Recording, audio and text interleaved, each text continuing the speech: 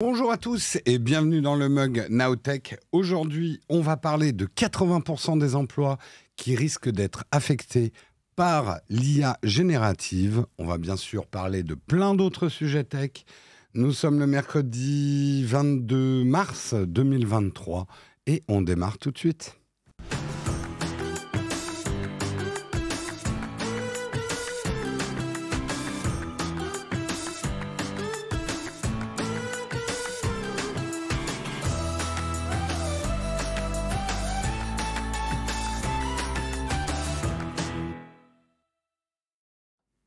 Bonjour à tous, j'espère que vous allez bien. Je suis cadré un petit peu bas. On va remonter un petit peu ça.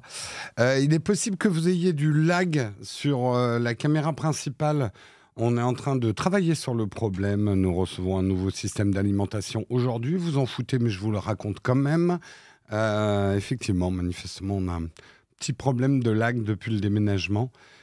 Sur cette caméra. Nous cherchons une solution technique. Merci de ne pas commenter ce que je viens de dire. Ça ne sert à rien. Voilà. Bonjour à tous. J'espère que vous allez bien. Salut Flonflon. Salut à tous. Salut Noirvent. Salut Mport. Salut Olex. Salut Poppy. Salut Sheklol. Salut Garnixnell. Salut Yushinaka. Salut MMG7F. Salut McDragonfly. Merci Casqua. Merci Ben de Caméléon. Merci. Salut Yves Castel. Il y a pile 7 ans aujourd'hui, c'était les attentats de Bruxelles. Tu l'as appris sur le Techscope. Eh oui. Ouais, de toute façon, je peux te dire dans mes mémoires de guerre. Non, mais sans rire, les attentats, les différents attentats, quand tu as le Mug ou le Techscope ou un live à faire le lendemain matin d'événements comme ça, c'est pas facile. Je dis pas que je fais un métier extrêmement difficile. Je sais, il y a des métiers beaucoup plus durs que le mien. Mais il y a des moments qui sont pas faciles. Quand tu sais que tu dois continuer alors que une partie de ton cerveau a pas envie et que c'est pas évident. C'est pas évident aussi quand il arrive quelque chose en plein milieu d'un live. C'est ce qui est arrivé une ou deux fois aussi. C'est pas forcément des bons souvenirs. Salut le frisé, ça fait longtemps que tu n'as pas pu assister au live. J'espère que tu as une bonne excuse. J'espère que tu as une bonne excuse. Ouais, c'était durant le live que c'est arrivé, ouais, Yves. C'est vrai, c'est le souvenir que j'en ai des attentats à Bruxelles, ouais. Ouais, c'est pas facile. C'est pas facile parce qu'il faut que tu tiennes ton live. J'ai pas une vision démesurée de mon boulot, mais j'estime qu'on est au minimum dans l'information et dans le divertissement et the show must go on. Ce n'est pas qu'une phrase en l'air, quoi. Il faut tenir dans ces moments-là. Pas toujours facile. Il y a aussi... tiens, allez, on est quoi, mercredi divan. Il y a les matinées aussi où tu as des problèmes perso, parce que je ne suis pas encore une IA, a priori, enfin, je crois. Ouais, parfois, tu as des problèmes perso qui te prennent bien la tête, quoi. C'est pas évident, mais c'est pareil dans tous les boulots. Aller au boulot alors qu'on a des problèmes perso dans la tête, c'est pas facile. Ce qui est la différence, c'est que nous, quand tu as des problèmes perso, on est en face de vous et il faut pas laisser trop transparaître les choses, quoi.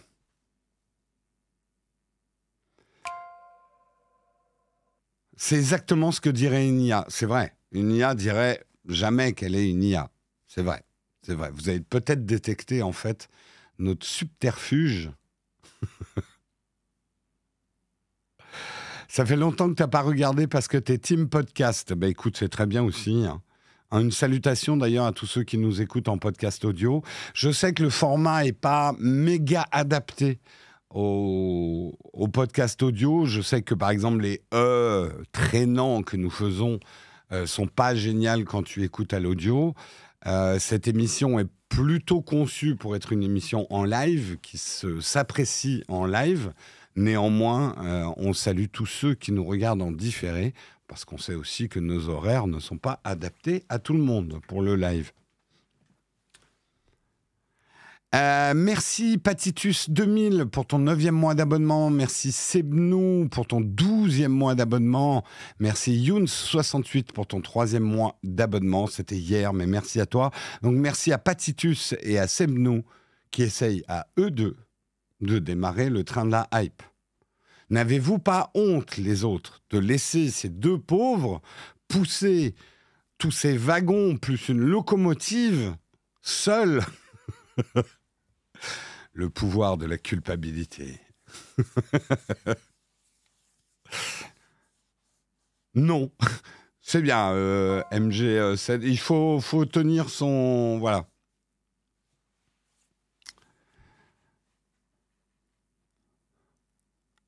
Ça vous apporte quelque chose qu'on écoute les podcasts? Alors, pour être tout à fait franc, directement financièrement, non. Pas du tout. Après, on est toujours content que des gens écoutent et regardent nos émissions. On ne fait pas ce boulot-là pour juste être regardé par 2-3 personnes. C'est évident que c'est des métiers... Il faut toujours trouver la bonne mesure entre être obsédé par les audiences et exister quand même. Parce que moi, les gens qui disent « je ne fais pas ça pour être vu », bah, éteins ta caméra alors, mec. Coupe ton micro. Enfin, je comprends pas. Je pense que ça n'existe pas, les gens qui font ce type de représentation sans vouloir être regardés ou écoutés.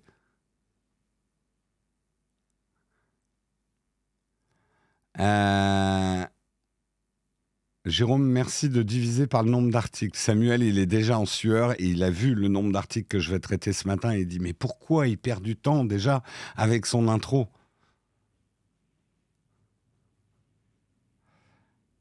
Ouais, sans caméra, ça devient super bizarre de parler 1h30 devant son mur chaque matin. Je ne juge personne. Je ne juge personne. C'est un des secrets du bonheur. Ne jugez personne. Bon, sur ce, hein, on va pas laisser Samuel tout seul, transpirant. On va passer au sommaire. Allez, let's go, parce qu'on a un gros sommaire aujourd'hui. On a un très très gros sommaire et il y a beaucoup d'intelligence artificielle. Donc si vous en avez marre, vous n'êtes pas sur la bonne émission.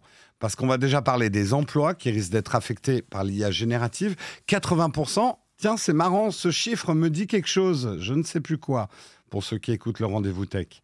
Nous parlerons également de Bing qui, avec ChatGPT, peut maintenant créer des images avec DALL-E. Ils intègrent un module d'image directement dans Bing.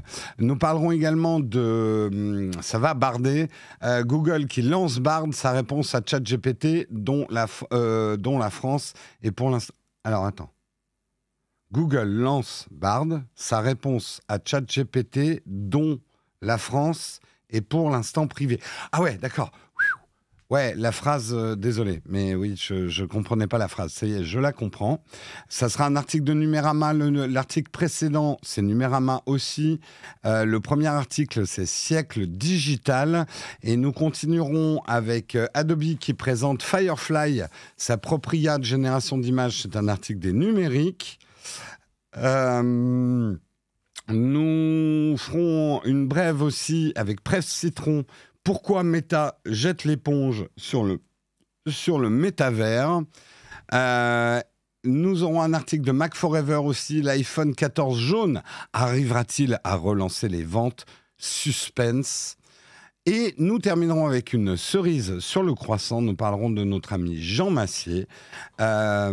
Effectivement, le vote de la motion de censure devint le stream Twitch le plus regardé au monde chez Jean Massier. Donc, on parlera justement un peu de ça, du regain d'intérêt de la politique aujourd'hui à travers Twitch.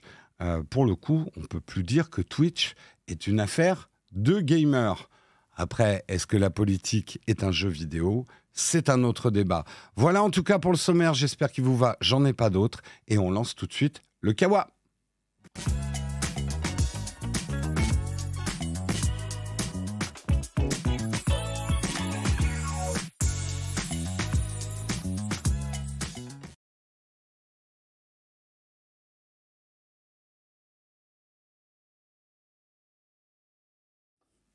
Le kawa est lancé dans les tasses. Bonjour voisin derrière le mur, j'espère que vous avez bien dormi.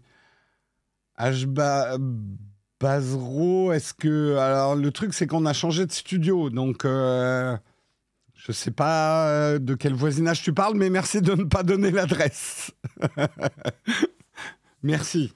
Mais je sais que certains de nos voisins de cet atelier et également de l'autre atelier nous regardent. Donc bonjour aux voisins. J'espère pas faire trop de bruit. Je suis intrigué. Bon, sur ce, on va peut-être commencer le premier article. 80% des emplois risquent d'être affectés par l'IA générative. C'est un article de Siècle Digital. Et ce 80%, forcément, m'a fait sourire parce que si vous suivez le Rendez-vous Tech, si vous suivez également Samuel Etienne, quand je suis passé dans ces deux émissions, j'ai fait la Cassandre de l'IA. Oh là là, 80% des... Moi, j'ai précisé 80% des cols blancs. Alors, j'ai été plus alarmiste que l'article. J'ai dit 80% des cols blancs vont perdre leur job à cause de l'IA. Bon, j'ai manqué de nuances. Je me suis pris pour un titre YouTube. Le 80% était une intuition, non pas un calcul scientifique. C'était une façon exagérée, outrée, d'exprimer le fait qu'on ne réalise pas encore à quel point l'IA va affecter le travail des cols blancs. Même titre que, par exemple, l'IA et la robotique vont affecter le travail des cols bleus. Je rappelle, pour ceux qui ne savent pas la différence entre les cols blancs et les cols bleus, c'est une frontière, on va dire, pas très sensée entre, on va dire, les travaux plus manuels et plus le travail de bureau. C'est ça qu'on veut dire entre col blanc et col bleu. Venant d'une époque où on portait la chemise au travail ou un bleu de travail. Voilà. Ce qui n'est plus le cas aujourd'hui, puisque tout le monde s'habille en t-shirt comme des start-upers avec des vestes sans manches, parce qu'ils se prennent pour McFly. Oui, un dev, c'est un col blanc pour moi. Oui. C'est le travail, c'est le travail non manuel, en fait, le col blanc. Voilà. Pas grave, j'irai vendre des crêpes bretonnes dans un camion. C'est extrêmement rentable, hein, les crêpes. Hein. Je crois que c'est même plus rentable que les pizzas. Mais je suis déjà dans les graviers alors qu'on a plein d'articles. Bref, une nouvelle étude réalisée par les chercheurs d'OpenAI. Alors, c'est là où il faut prendre des grosses pincettes. Cette étude est menée par les gens d'OpenAI, l'entreprise derrière ChatGPT. Donc, voilà, première pincette à prendre avec ça. D'Open Research et de l'Université de Pennsylvanie, donc ils ne sont pas tout seuls, ils ont révélé que les emplois qui risquent le plus d'être affectés par l'émergence des modèles de langage type GPT, le constat est sans appel, les postes les mieux payés sont davantage menacés. Alors là, Jérôme de Gauche fait « Ouais, les riches, décapités par GPT !» On va tout faire GPT. Révolution.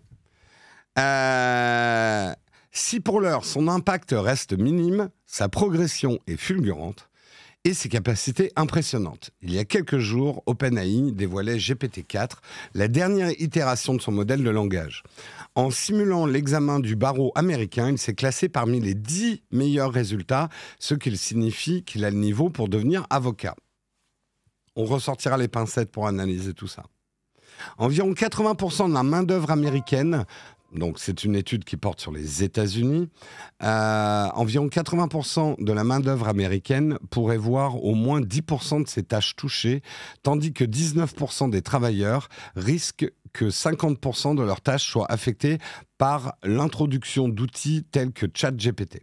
Alors, c'est là où vous pouvez dire « Jérôme, tes chiffres, c'était n'importe quoi, c'est pas du tout ce que dit cette étude. » Effectivement, cette étude ne parle pas de la perte d'emploi pour 80% de la main-d'œuvre des travailleurs, mais parle du fait que le travail de 80% de la main-d'œuvre sera affectée à hauteur de 10% d'après leur étude, c'est-à-dire que 10% de votre, désolé c'est un gros mot pour certains, mais 10% de votre productivité sera affectée, vous utiliserez des outils d'intelligence artificielle générative.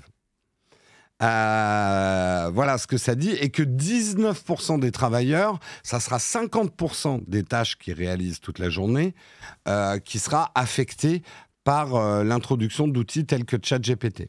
Les métiers à haut revenu sont le plus à risque, notamment des secteurs tels que la finance, l'éducation, le journalisme, l'ingénierie et le graphisme. Voici une liste des métiers que l'intelligence artificielle risque de perturber selon l'étude. Analyse de l'information, analyse quantitatif en finance, comptable, concepteur d'interfaces web et numérique, correcteur, écrivain et auteur, journaliste, mathématicien, préparateur d'impôts, sténographe en direct, sous-titrage simultané, sténographe judiciaire. Les limites de l'étude, parce que c'est important aussi de fixer les limites de l'étude. Ces données sont à prendre avec des pincettes. Il est difficile de savoir dans quelle mesure les professions peuvent être entièrement décomposées en tâches si cette approche omet systématiquement certaines catégories de compétences ou de tâches qui sont tacitement requises pour l'exécution compétente d'un travail. En gros, pour faire clair, et c'est là où je pense que la limite, elle est intéressante. En fait, les métiers qu'on a cités, d'une manière générale, les cols blancs. En fait, la vraie question va aussi se baser sur les compétences des individus. C'est-à-dire que, et là, c'est un peu ma vision des choses personnelles, hein, certains, ça peut mener à débat, mais très honnêtement, moi, je pense que 80% des boulots des cols blancs sont des boulots de remplissage. Et je dis ça sans mépris, hein, mais on va dire, ou des métiers d'analyse résumée. Moi, par exemple, quand j'ai travaillé en tant que commercial dans la publicité, avant, j'étais créatif en publicité, ça c'est une chose, mais pendant 3 ans, j'ai travaillé en tant que commercial en publicité. Beaucoup de mon travail de la journée consistait à absorber une certaine quantité d'informations et à régurgiter des slides de présentation commerciale. Je vais être complètement franc avec moi-même, et c'est pas une remise en cause de ma personne ou de mon utilité sur Terre, mais je pense que le boulot que je faisais aurait pu être fait par une intelligence artificielle. Néanmoins, et c'est là où il faut ajouter une profonde nuance, les décisions quand même de quel slide j'allais retenir, l'angle de ma présentation commerciale, on va dire la partie intelligente du travail, qui n'est pas une partie d'analyse et de résumé de ce que j'avais lu, mais plutôt les décisions stratégiques de ce que j'allais mettre en avant afin de promouvoir telle ou telle idée, ça, c'est des décisions que ne pourront pas prendre une intelligence artificielle. Parce que alors, j'ajoute le gros guillemet de pour l'instant, une intelligence artificielle est meilleure qu'un être humain pour absorber des grandes quantités d'informations et en extraire des informations utiles, mais une intelligence artificielle ne pense pas qu'elle pense. Et c'est une grosse nuance pour moi. Certains me disent « ouais, c'est l'affaire de quelques années ». Je pense que ça, c'est un challenge encore au-dessus pour l'IA. La capacité de décision, finalement. Après, la capacité de décision, et on va pas déraper dans la politique, mais la capacité de décision, on peut prendre des bonnes comme des mauvaises décisions. Mais ça reste très humain, la décision. Bah, tu vois, alors, je me tourne un petit peu vers vous, et c'est intéressant ce que tu dis sur les journalistes. Je pense que dans le journalisme, il y a une partie du travail qui est effectivement des articles, on va dire, un petit peu de remplissage, qui, oui, on va le dire franchement, vont pouvoir être faits par une IA assez facilement. Néanmoins, il y a un travail de décision au journalisme qui ne peut pas être fait par une IA aujourd'hui. C'est un peu pareil dans le graphisme. Oui, l'IA va pouvoir fabriquer des images, et on voit, et c'est bluffant. Par contre, la décision de quelle image on va utiliser dans ce qu'elle nous génère reste une décision humaine. Aujourd'hui, une intelligence artificielle, si tu lui dis « fais-moi la meilleure image possible pour illustrer tel ou tel propos », elle n'est pas capable de dire que telle image est meilleure que telle image. Elle n'est pas capable.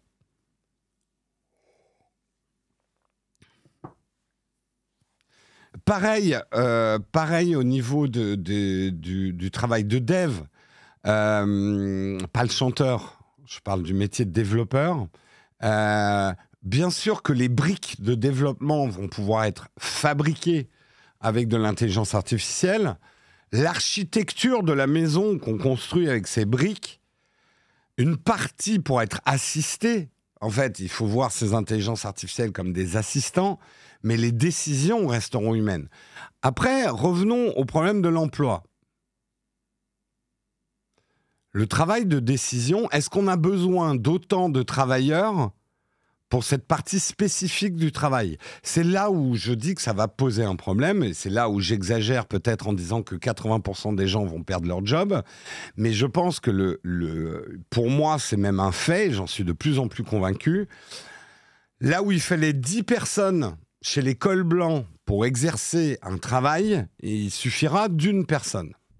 Et ça, évidemment, les dirigeants d'entreprise, non seulement vont s'en apercevoir, mais s'en aperçoivent dès maintenant. Et un patron d'entreprise, si tu lui dis tu peux produire autant, voire plus, avec moins de ressources humaines, bien évidemment qu'il va faire ça, et entre guillemets, dans une économie de marché, on ne peut pas lui en vouloir.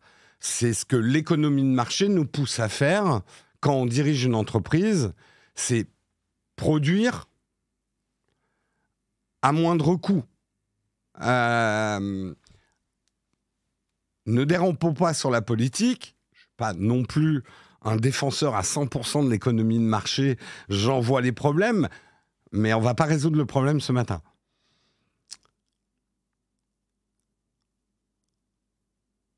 En fait, et j'en arrive à ma grande idée, hein, désolé, enfin ma grande idée.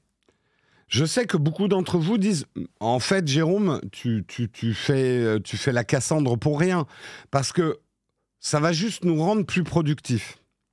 Et retenez bien ce mot de productivité. C'est là où on va avoir un problème. Justement parce que nous sommes dans une économie de marché. Une économie de marché, fondamentalement et de manière primaire, repose sur une dynamique entre la demande et l'offre.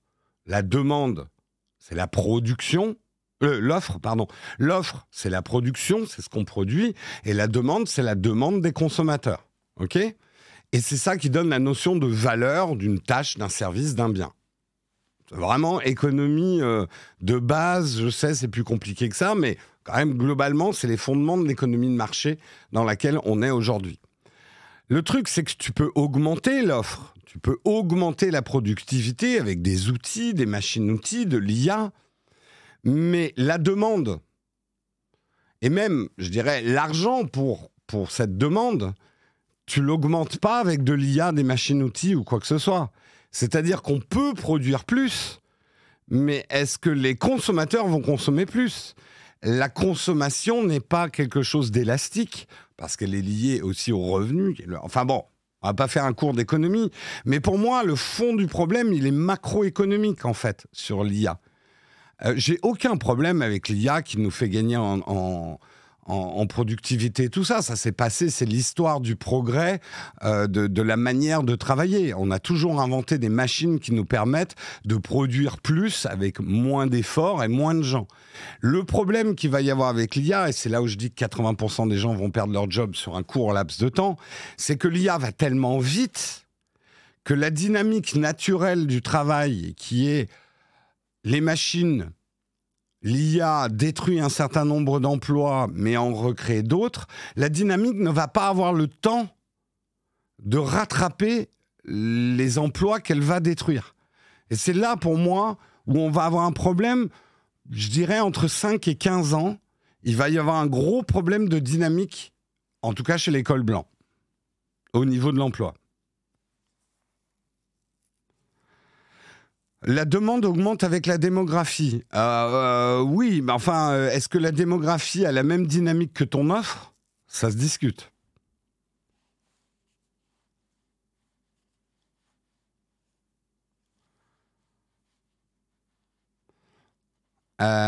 On associe le mot plus à l'IA et jamais le mot. Ah, j'ai pas compris. Rendre le travail plus attractif en éliminant les tâches à la con et en se focalisant sur le cœur de métier. Oui, il y a des solutions. Attendez, d'abord, je suis pas un homme politique, donc je suis pas là pour essayer de trouver des solutions, mais je suis d'accord qu'il y a des solutions.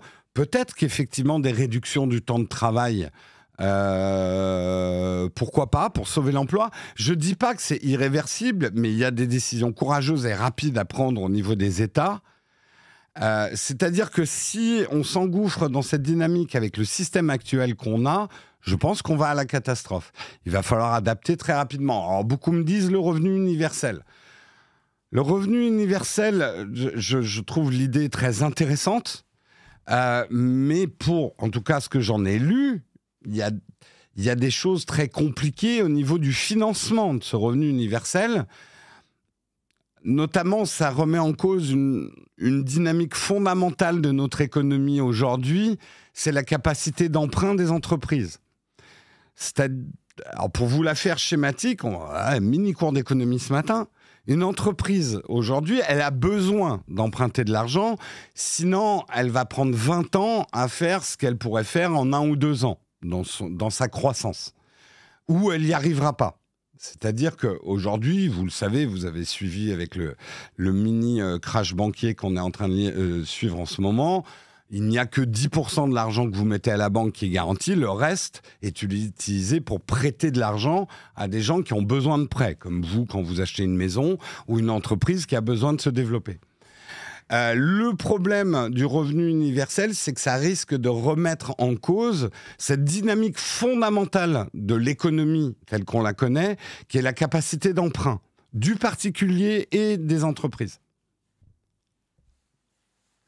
Taxer les IA, oui, peut-être. C'est là où je ne sais pas.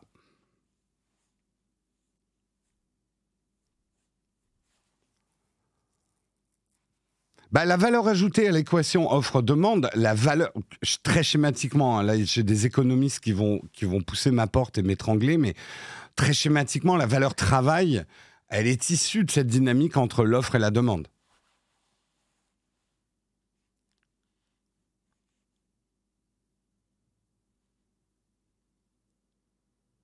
Alors, typiquement, je travaille pour fabriquer un site web pour les humains, mais si une IA peut faire le site, une IA peut rendre directement le service que fait le site, lu par l'IA, et donc plus besoin de faire le travail à la base. Alors, en fait, dans ta question, c'est hyper intéressant parce qu'on pourrait même parler effectivement de la pertinence de la notion même de site Internet aujourd'hui, avec l'arrivée des intelligences artificielles dans la recherche. Là, je te suis. Il y a beaucoup de choses. Hein.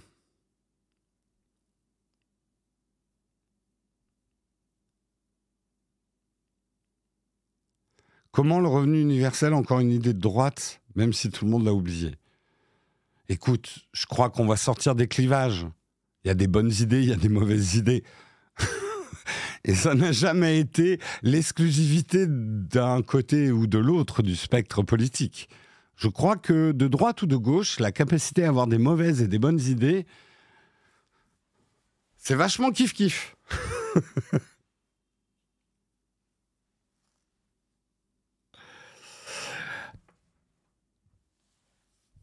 Bref. Oli, si tu as été censuré, si ton message, c'est que je sais qu'il faut que je passe à l'article suivant. Mais ça peut vachement me déconcentrer si vous commencez à me donner des ordres. Parce que je ne suis pas du tout obéissant, hein, Samuel peut vous le dire. En plus, j'ai une légère tendance à l'esprit de contradiction. Plus on me dit, vas-y, passe à l'article suivant, plus je vais avoir tendance à faire traîner, en fait. C'est con, hein, j'ai vraiment un esprit de contradiction.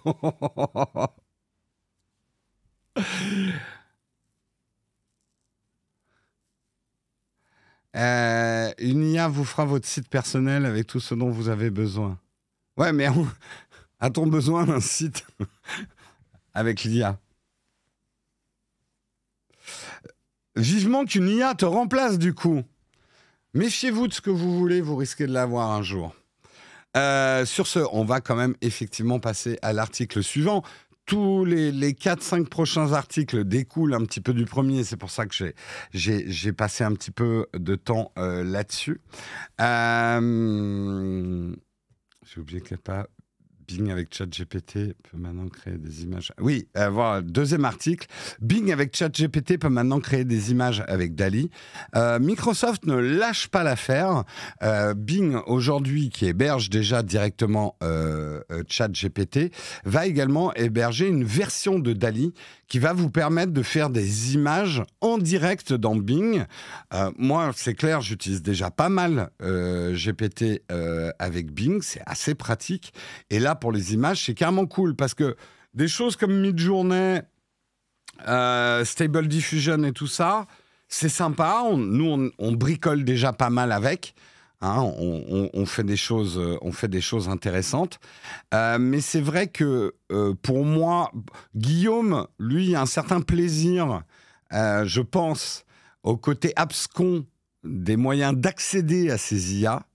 Il y a un côté très dev encore, notamment Stable Diffusion.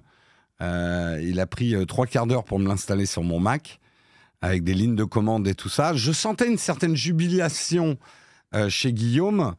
J'étais là, putain, tu peux pas faire une icône, on clique dessus et ça lance le truc, quoi. Bon, bah là, on est dans la démocratisation des outils. Pareil, Midjourney, c'est cool, mais il faut lancer sur Discord, c'est pas toujours hyper ergonomique et tout. Là, ça sera directement dans Bing. Vous pourrez lancer une commande, demander à Bing de générer, par exemple, et là, on voit l'exemple, un panda roux survolant les étoiles. Un peu comme Midjourney, il va vous faire 4 propositions. Vous choisissez derrière celle qui vous convient le mieux. Il va itérer sur ces propositions. Tenez, pour rigoler un peu, je pense qu'il n'y a rien de confidentiel. Je vais vous montrer quelques expériences que nous sommes en train de mener. Attends, je regarde s'il n'y a rien de confidentiel. Si Guillaume écoute, il va me dire attention, c'est confidentiel. Attendez, je regarde s'il y a des choses... En point, ça c'est pas trop confidentiel, ça devrait aller. Je regarde quand même.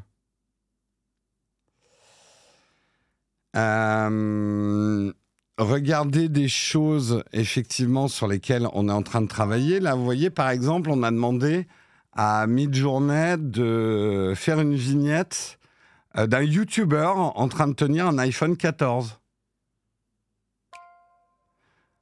C'est pas mal, hein, quand même. Hein.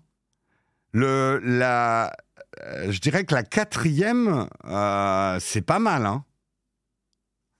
C'est pas mal, quand même. Ça commence, en tout cas pour une vignette, de YouTube, c'est largement suffisant. Hein. Ah, il y en a une qu'on voit pas, la 4e. Voilà, je vous la montre un peu, oui, parce que j'ai ma tête. Désolé d'exister. Hein. Et ça encore, c'est le premier prompt. Donc après, si une nous satisfait, on pourrait itérer dessus. Je vous montre... Ah non, la première itération, quand on lui a demandé iPhone 14 Pro, photo réalistique, YouTuber holding, la première itération qu'il nous a fait, c'est celle-ci. Alors, vous voyez pas tout, mais il y avait déjà effectivement la 4e. On lui a demandé d'itérer sur celle-là. Les premières, plus ou moins réussies. On va dire la 2e, la main était un peu bizarroïde. L'iPhone un peu petit. La première, elle est drôle parce que vous avez fait Face ID du même côté que le logo de la pomme. La 3e, elle est un peu mise en abîme façon vache qui rit. Mais c'est rigolo quand même. Hein. Non, on n'a pas précisé les caractéristiques du YouTuber. Pour vous dire, le prompt de ce premier truc que Guillaume a fait, c'était YouTuber holding an iPhone 14 Pro, photo réalistique, _AR 16 neuvième, pour être en 16 neuvième, _ V5, ça c'est... Alors, on rentre dans les détails de prompt, mais je crois que c'est différentes versions, ou alors c'est la puissance du prompt, ou des trucs comme ça. Mais on n'a pas précisé jeune avec une casquette et une barbe. Il a fait, en fait, il a interprété, on va dire, les images les plus, en probabilité, les images de youtubeurs. Donc la casquette et la barbe ne sont pas dues au hasard. Et le youtubeur est donc un homme blanc de moins de 30 ans. Tout à fait, Jess. Ah, mais clairement, lui, il travaille avec des probabilités. Donc, il reproduit, et c'est un des problèmes de l'IA, il reproduit les biais de la représentativité dans nos sociétés, hein, c'est évident. Oui, c'est pour utiliser la V5, _V5. C'est pas la puissance du prompt, ça c'est une autre commande. Donc, ouais, c'est... si tu avais dit youtubeuse, bah, il faudrait essayer. Mais on va pas le faire en direct, sinon je vais être trop long. Mais on vous fera peut-être des lives... ça peut être intéressant, hein, des lives où on vous montre un peu nos expériences. En fait, la difficulté qu'on a aujourd'hui, c'est par exemple de lui faire une vignette où le youtubeur, ça serait moi ou Guillaume. Ça, c'est encore un petit peu compliqué. On y arrive. On est déjà arrivé à des choses. Bref. Alors, dans Bing, donc je vous parlais de Bing qui va intégrer DALL-E, donc le même type de système que ce que je viens de vous montrer. Pour l'instant, ça ne marchera qu'en anglais. Moi, je sais que dans mon Bing, je ne l'ai pas encore ce module, donc on est en bêta, mais en tout cas, ça va arriver très vite. Donc, vous allez pouvoir générer des images directement dans Bing. Donc, Microsoft poursuit sa marche en avant. Et c'est pas les seuls, et on enchaîne sur le deuxième article de Numérama, puisque Google va lancer Bard, sa réponse à ChatGPT, dont la France est pour l'instant privée. Effectivement, quelques minutes après le communiqué de Microsoft qui annonçait que DALL-E allait arriver dans Bing, Google a fait son annonce aussi. Ouais, on est là aussi, on va lancer Bard en bêta expérimentale aux États-Unis et au Royaume-Uni. Donc, la France, elle va vous faire foutre. Il s'agit d'un événement majeur dans la guerre que se livrent les géants de la tech, puisque Google Bard pourrait provoquer une révolution dans nos habitudes en matière de recherche. Accessible depuis l'adresse bard.google.com, Google Bard exige pour l'instant une inscription sur une liste d'attente. Seuls les utilisateurs localisés aux États-Unis et au Royaume-Uni ont accès à l'option. Mais bien sûr, avec un VPN, vous pourrez faire apparaître la page « Je vous apprends rien ». Contrairement à ce qui avait été montré en février, Bard n'est pas intégré au moteur de recherche Google. Donc, une autre stratégie pour l'instant que celle de Bing. Vous n'aurez pas une capacité de prompt avec le moteur de recherche Google tel qu'on le connaît aujourd'hui. C'est une URL différente. Mais ça ne veut pas dire que Google ne mélangera pas les deux au final. Pour l'instant, tout ça est en bêta. Pour l'instant, Google a préféré lui offrir son propre interface, sans doute pour ne pas créer la confusion chez les utilisateurs. Parce que, on le sait, et on a fait des vidéos là-dessus, hein, Guillaume avait fait une très bonne vidéo là-dessus, le problème qu'a Google par rapport à l'IA, c'est que l'IA représente un danger pour le business model actuel de Google. Aujourd'hui, comment faire de l'IA sans péter le modèle économique de la recherche sur Internet, qui est quand même le pilier central du business de Google. Donc, c'est un petit peu compliqué, quoi. C'est compliqué pour une entreprise de travailler sur une hache qui va couper votre propre tête. C'est un problème. Pourquoi j'ai parlé de... Ah, je sais pourquoi j'ai parlé de H. Je me suis re-regardé American Psycho, film des années 2000, l'autre jour. Pour ceux qui connaissent le film, vous connaissez le coup de la hache.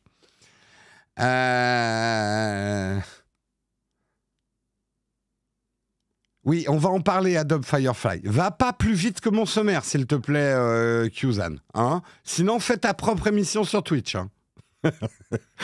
Ça y est, tu nous l'as tout fâché. Patrick Batman. C'est drôle. J'avais oublié qu'il s'appelait Patrick Batman dans American Psycho. C'est drôle. On sait qu'il a joué Batman derrière.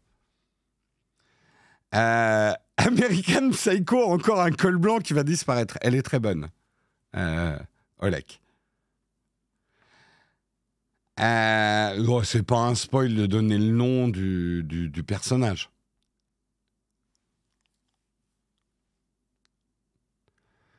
Bref, plein gravier. Ok, Google arrive avec Bard, ça va barder, tous les jeux de mots sont possibles, ils sont bardés de possibilités, et nous, on passe à l'article suivant. Vous avez vu cette accélération dans les articles magistrale, vous vous sentez un petit peu décoiffé, hein, moi aussi. C'est Bateman, oui. Oh là là, les correcteurs orthographiques, là. Tu aimes oui, c'est de news. Ouais, exactement. Bref, Adobe, vous prononcez comme vous voulez, j'en ai rien à foutre. Moi, je vais dire Adobe aujourd'hui, je dirais peut-être Adobe demain. Adobe présente Firefly, sa propre IA de génération d'images. Je te taquine, c'est bon. Oui, bah moi aussi, je vous taquine, c'est bon. Adobe, l'éditeur de logiciels graphiques le plus prisé au monde, Photoshop, Lightroom, InDesign Premiere, a annoncé ce mardi 21 mars. Tout le monde a fait ses annonces d'IA le même jour. Hein, merci, sympa. Le lancement de sa propre IA générative d'images, baptisée Firefly. L'objet doit permettre à l'entreprise de lutter contre l'émergence de Midjourney, DALL-E et autres Stable Diffusion. Une version bêta est en cours de test, mais le déploiement global de la fonctionnalité n'a pas encore été annoncé. Adobe explique que Firefly sera composé de plusieurs modèles adaptés afin de servir des clients évoluant dans des milieux artistiques et commerciaux. Le premier modèle d'Adobe qui sera lancé prochainement est formé sur les images d'Adobe Stock, plusieurs centaines de millions d'images, le contenu sous licence ouverte et le contenu du domaine public où le droit d'auteur a expiré. Il se concentrera sur des images et des textes et est conçu pour générer du contenu sans danger pour un usage commercial. Et ça, c'est une différence énorme. On parlait justement de Google qui ne va pas travailler sur la hache qui va le décapiter. Adobe ne va pas travailler sur la hache qui va le décapiter aussi. Adobe, ce sont des outils utilisés par des créatifs aujourd'hui qui sont mis à mal par ces intelligences artificielles qui puisent en ayant rien à foutre du copyright. On le sait, moi je l'ai vu, de mes yeux vus, des logos Getty Images à peine effacés dans des images générées par IA. Donc, l'IA, le droit de copyright, va te faire. Là, Adobe a une approche commerciale, créative commerciale de l'IA. Oui, c'est des IA qui vont vous permettre de générer des images, mais elles sont basées sur des bases de données légales.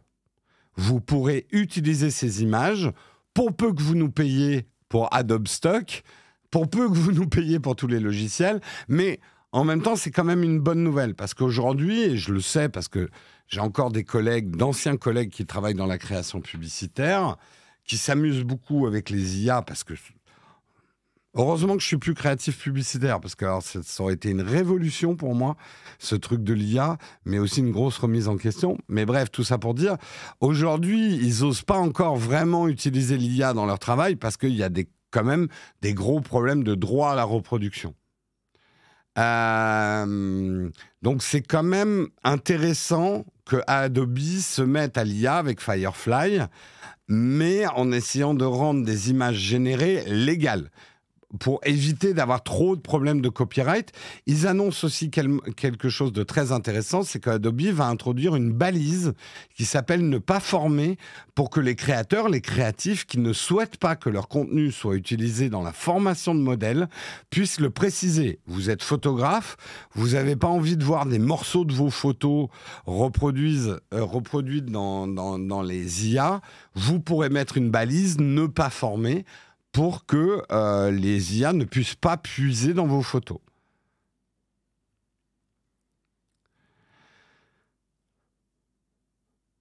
Ah non, pour l'instant, ils n'ont pas encore statué, hein, les États-Unis. De toute façon, pour l'instant, la justice est enfin, le droit est très en retard.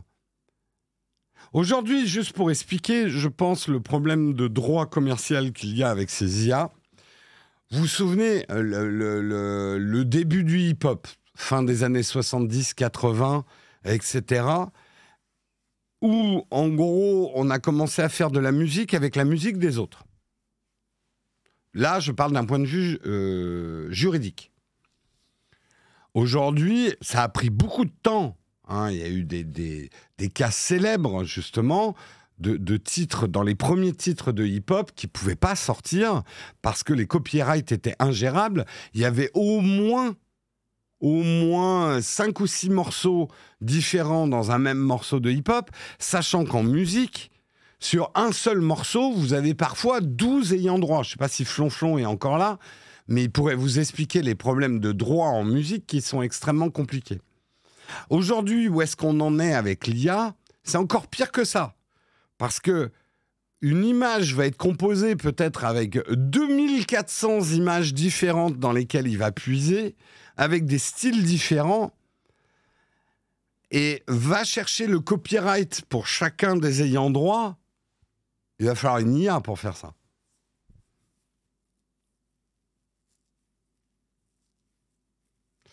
La Cour suprême va peut-être décider que le copyright est en jeu dans les IA générales. Ben, en tout cas, ça pose quand même un vrai problème. Hein.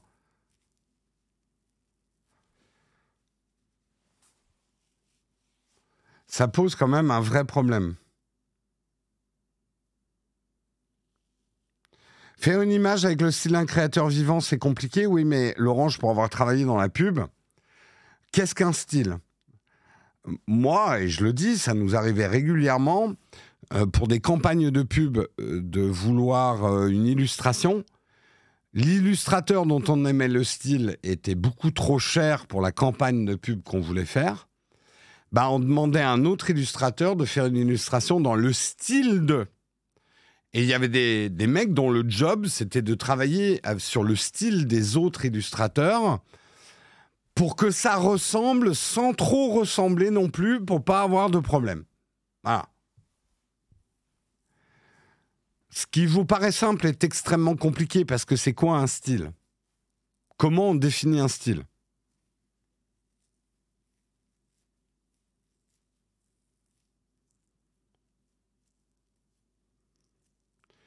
J'ai fait des milliers de photos sur des stocks et surtout sur Adobe.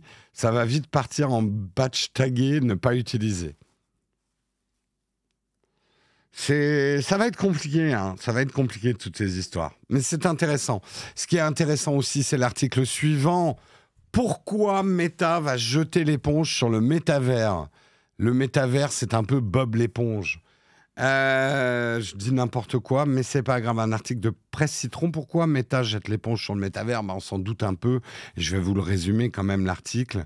Meta annonce que la maison mère de Facebook ne fait plus du métavers sa top priorité. C'était le grand leitmotiv de Mark Zuckerberg. Le futur, c'est le métavers. Eh ben, en fait, non. Le futur, c'est l'IA. La firme, bousculée par l'effondrement de ses revenus publicitaires et des démonstrations de réalité virtuelle peu convaincantes, veut se réorienter vers l'IA. Le succès de ChatGPT force Meta à prendre le train en marche pour intégrer les modèles de langage à tous ses produits. Donc c'est du catch-up, pas du ketchup, du catch-up. Hein. Les finances de l'entreprise effectivement de Meta vont très mal. Post-pandémie, il y a eu un effondrement des revenus publicitaires. Notamment, c'est la faute à Apple. Hein. On ne va pas revenir là-dessus. Bah oui, amplifié par les nouvelles règles que Apple a imposées en matière de vie privée. Or, note Mark Zuckerberg dans un document, les difficultés que rencontre l'entreprise perturberont pendant plusieurs années si rien n'est fait pour réorienter la stratégie. En gros, Mark Zuckerberg revient à la raison. Le métavers, c'est pas pour tout de suite. La V1 du métavers n'a convaincu personne. Le marché n'a pas pris. On va voir ce que Apple va proposer dans le secteur. Est-ce que Apple va réussir à faire le coup qu'ils ont fait avec l'iPhone, avec une visière de réalité mixte? On verra bien. Mais en tout cas, pour l'instant, le marché de la VR n'a absolument pas décollé. Les casques de VR se vendent moins bien que l'année dernière. Et moi, j'ai le Quest 2. Hein. Ça y est, il prend la poussière. Hein. Au début, ça m'a fait marrer. Je le mettais presque tous les jours pour faire des petits trucs. Puis regarder mon petit porn. Non, je plaisante. Non, je plaisante pas. Les gens sont là. Qu'est-ce qu'il vient de dire ? Mais voilà, aujourd'hui, je suis revenu au bon porn en 2D, là.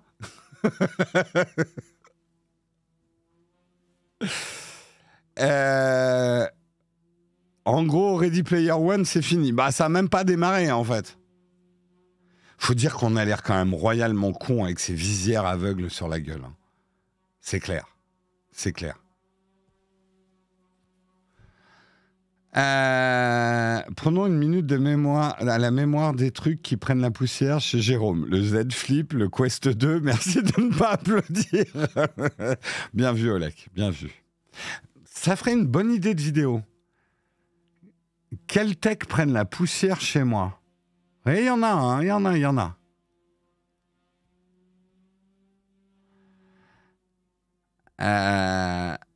Le mur Peak Design, ah non, il prend pas la poussière. La poussière est régulièrement faite sur mon mur Peak Design. En vrai, non. Alors ça, calomnie, mensonge. J'utilise très régulièrement différents sacs Peak Design. Il y en a peut-être un ou deux que j'utilise vraiment pas beaucoup, mais je les utilise. Mais c'est vrai que c'est une bonne idée de vidéo. Merci Olek, je ne te verserai pas des royalties. Bref. Marc revient à la raison. Il lui faut une source de rentabilité rapide. Mark Zuckerberg se lance dans l'intelligence artificielle. Voir ce que ça va donner, on verra bien. Nous passons au dernier article avant la cerise sur le croissant. Plutôt pas mal rattrapé, hein, 8h51, hein, moi je dis pas mal. Nous allons parler de l'iPhone 14 jaune. Ça va nous prendre à peu près une demi-heure. Ce jaune est-il beau ? Ce jaune est-il pas beau ? Non, c'est pas ça dont on va parler. C'est est-ce que cet iPhone jaune est arrivé par hasard ? Et est-ce qu'il va sauver Apple ? Bah en fait, non, parce qu'Apple va pas mal du tout. Mais Apple va quand même un peu mal comme tout le monde, mais moins mal que les autres. En gros, pour vous la faire claire, dans un contexte de crise, Apple s'en sort mieux que les autres, mais n'est pas épargné par la crise. Dans ces derniers résultats, on a pu constater que même l'iPhone a du mal cette année. L'iPhone 14 se vend mal. Le cycle de l'iPhone a connu pas mal de turbulences dues à l'arrêt de la chaîne de production, au déclin de la demande. Contexte économique défavorable, période post-Covid, conflit en Ukraine, crise énergétique. Le moral des consommateurs n'est pas vraiment en joie. En gros, en ce moment, beaucoup de gens ont autre chose à penser que de renouveler leur smartphone. Et ça, nous, on le voit bien dans nos vidéos et dans les vues de nos vidéos. Les commandes des écrans d'iPhone 14 auraient connu une baisse de 39% par rapport à l'iPhone 13. Ça ne veut pas dire que les ventes ont connu 39% de baisse, hein. Mais en tout cas, la commande des écrans de l'iPhone 14 a connu une baisse de 39% par rapport à l'iPhone 13. Une tendance déjà amorcée en mars avec une baisse de 23% par rapport à l'année dernière. Donc l'iPhone 14 se vend moins bien que l'iPhone 13. Attention, nuance. L'iPhone 14 et l'iPhone 14 Plus se vendent mal. L'iPhone 14 Pro, lui, se vend plutôt pas mal. Le volume des écrans de l'iPhone 14 Pro et de 14 Pro Max devance ceux de l'année dernière. Donc l'iPhone 14 Pro se vend mieux que l'iPhone 13 Pro. Et même de 22 à 23%, les commandes d'écran ont augmenté. Donc, vous voyez, il faut vraiment prendre... Si j'étais youtubeur, imaginons, quelle idée débile. Si j'étais youtubeur, je ferais un titre. L'iPhone 14 en baisse de 39%, Apple court à la catastrophe. Bah en fait, ça serait pas vrai. Ça serait un bout de vérité. Non, ça serait un bout d'information extrait de son carcan de vérité. Donc, un titre YouTube. Méfiez-vous des titres YouTube. Ils sont là uniquement pour que vous cliquiez dessus. Est-ce que j'ai vu la vidéo de Steven ? Ah, où il dit qu'il n'achète pas l'iPhone... Non, je ne l'ai pas vu. Où il dit qu'il n'achètera pas l'iPhone 15, c'est ça ? Nous, une semaine avant, on avait dit vous payez votre smartphone trop cher. C'était un peu dans la même idée. Hein. 80% des iPhones vont disparaître. Exactement. Mais vous voyez, la vérité, c'est qu'en fait, l'iPhone 14 Pro se vend pas si mal. Mais globalement, quand même, il y a un tassement du marché. Apple s'en sort pas trop mal. Pour l'instant, ils ont réussi à pas licencier des gens.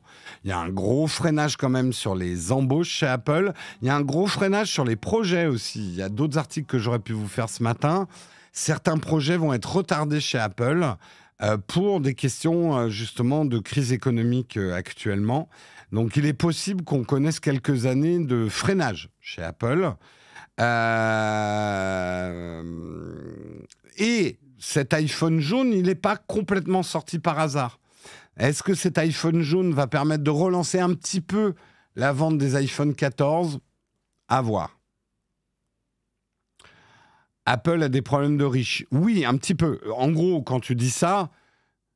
C'est plutôt Apple a des entreprises, a des problèmes d'une entreprise qui marchait extrêmement bien et qui aujourd'hui marche bien. Mais ça ne veut pas dire qu'elle n'a pas des problèmes. Parce que régresser n'est jamais facile pour une entreprise.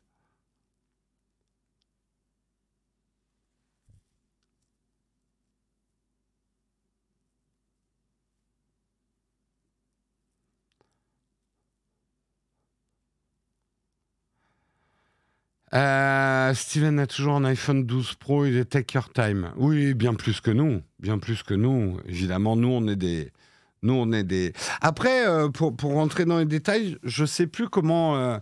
Moi, je vous ai expliqué, les iPhones qu'on utilise sont achetés par l'entreprise pour des tests et on les garde pendant 2 ans, les iPhones, pour pouvoir les comparer à la génération suivante. Donc, autant qu'on les utilise et qu'on ne les mette pas dans un placard. Mais en fait, mon iPhone, mon smartphone que j'ai ici, ne m'appartient pas. Il appartient à mon entreprise. Donc, on pourra avoir un débat là-dessus. Steven est peut-être sur un statut d'auto-entrepreneur non soumis à la TVA. Est-ce que je ferais pareil que lui si j'étais à ce statut-là ? Peut-être, j'en sais rien.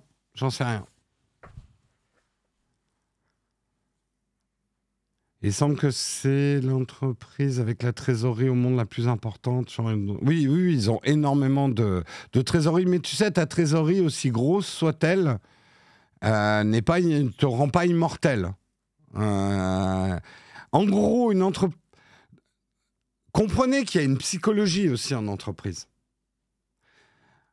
Comprenez qu'une entreprise qui est au top, pour rester au top, elle doit garder sa capacité à être attirante pour l'embauche, pour attirer les meilleurs cerveaux, les meilleurs travailleurs, en fait. Si vous êtes une entreprise en régression, c'est beaucoup plus difficile et ça coûte beaucoup plus cher d'avoir les meilleurs.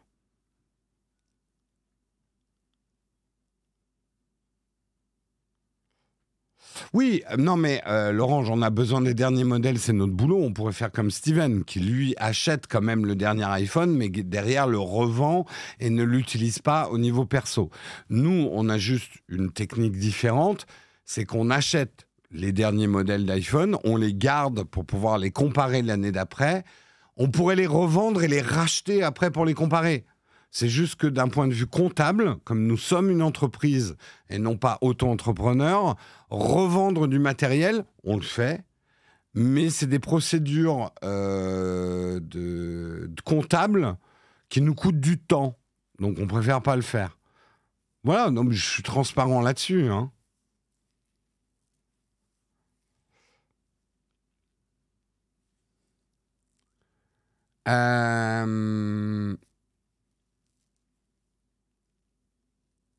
L'entreprise, alors, elle achète hors taxe. Je crois que beaucoup de Français ne comprennent pas le système de la TVA. Les entreprises ne payent pas moins cher les produits. Simplement, il y a une avance qui est faite sur ce qu'elles vont donner dans leur collecte de TVA. Demandez à un comptable de vous expliquer la TVA. Parce que j'ai l'impression qu'il y a beaucoup de gens qui croient que les entreprises payent moins cher. Non, c'est juste que quand on achète, le prix hors taxe permet de moins tirer sur la trésorerie quand il faudra redonner à l'État ce qu'on a collecté de TVA minus la TVA qu'on a dépensée. Vous voyez, je ne suis pas comptable, je l'explique mal. Mais c'est les entreprises qui collectent l'impôt TVA pour l'État, si vous ne le saviez pas.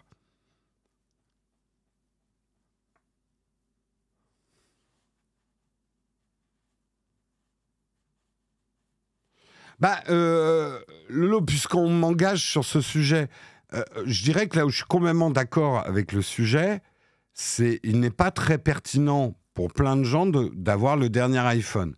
Après le débat, est-ce qu'un YouTuber doit absolument utiliser un iPhone ancien pour être crédible quand il dit qu'il ne faut pas acheter le dernier iPhone? Je ne suis pas d'accord avec Steven là-dessus.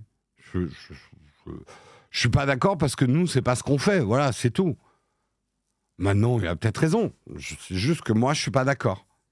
Je trouve que c'est un petit peu une posture, mais... Parce que ça l'empêche pas de faire les vidéos aussi sur les derniers iPhones. Donc voilà, c'est là où on pourrait situer le débat.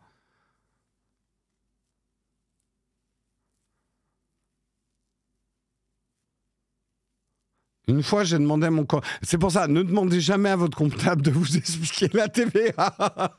Vous dormirez mieux.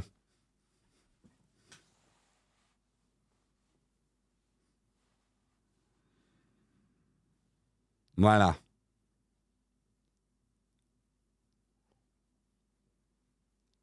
Vidéo clash entre Steven et nous au Battle 4. Why not? Non, mais écoutez, chacun... Après, sur l'essentiel, je pense que Steven et Nowtech ont le même message. Ne vous ruez pas sur les derniers smartphones. Et c'est ça le plus important, je dirais, le message qui passe, quoi. Bref... C'était la fin des articles et je vous propose que nous passions à la cerise sur le croissant. Mais avant, j'aimerais remercier les contributeurs du jour avec Rémi CLS et son 7e mois d'abonnement, Eros avec son 13e mois d'abonnement, Pims88 et son 16e mois d'abonnement, Vigen FR et son 17e mois d'abonnement, Laclos et son 34e mois d'abonnement. C'est plus de l'amour, c'est de la rage. Merci Valentin Bosch également avec ton Prime. Merci The Real Shad 35 avec ton 10e mois d'abonnement. Merci Dadou49 avec ton 12e mois d'abonnement. Merci Théo Raton pour tes 500 bits. Merci Youn42 pour ton 12e mois d'abonnement. Merci Patitus 2000 pour ton 9e mois d'abonnement. Merci Sebnout 69 pour ton 12e mois d'abonnement. Merci Youn68 pour ton 3e mois d'abonnement. Merci Jabourel pour ton 13e mois d'abonnement. Mais ça, c'était hier. Merci. Et attendez. Attendez. Il y a eu tous ces contributeurs-là et le train de la hype n'a même pas démarré. Vous êtes en train de me dire que le train de la hype n'a pas démarré ce matin? C'est ce que vous êtes en train de me dire? Je me mets en caméra principale. C'est quoi ce travail-là? Pourquoi le train de la hype n'a pas démarré? Hein? Suivez Tobelito Twitch et son 25e mois d'abonnement, c'est plus de l'amour, c'est de la rage. Là, tout le monde est là. Merde, ça y est, il est énervé. Merde, il a vu que le train de la hype n'avait pas démarré. Merde. Tout le monde est en train de baisser la tête en se disant, tu sais, comme dans un spectacle, quand l'humoriste va faire monter quelqu'un sur scène. Tout le monde est là. Bon. Là, il m'a pas vu. De toute façon, je suis à poil sous ma douche. Il peut pas me voir. Que vous croyez?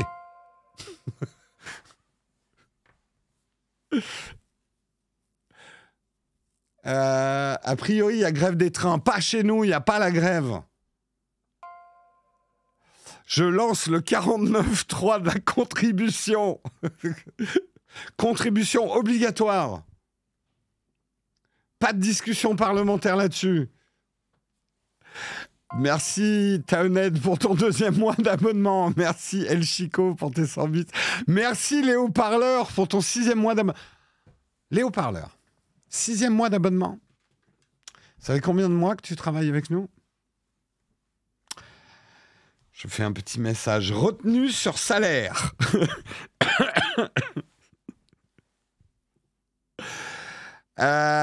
Merci Terra Au également pour ton 6e mois d'abonnement. Et je rigole, hein, c'est du second degré. Hein. Bien évidemment, c'est du second, du 10e degré, tout ce que vous voulez.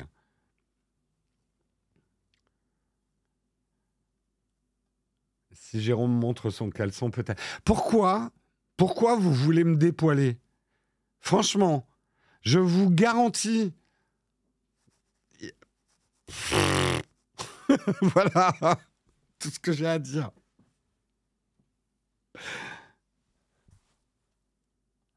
Comment ça, Naotech n'offre pas les subs à ses employés? Et puis quoi encore? Le train live vient de démarrer, yes! Comme quoi, hein, la répression, ça marche. Merci, Lucas Musicorum, pour ton abonnement. Merci. On a...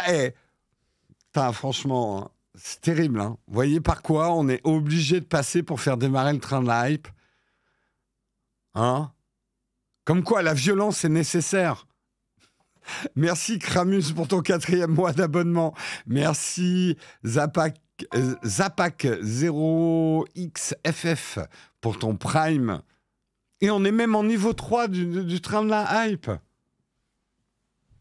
Non, mais c'est pour ça, là, tous les woke, là, qui croient qu'on va faire de la politique sans violence. Mais non, on n'obtient rien par la discussion, le débat et la gentillesse. On n'obtient rien. Je plaisante, hein, c'est du 10e degré.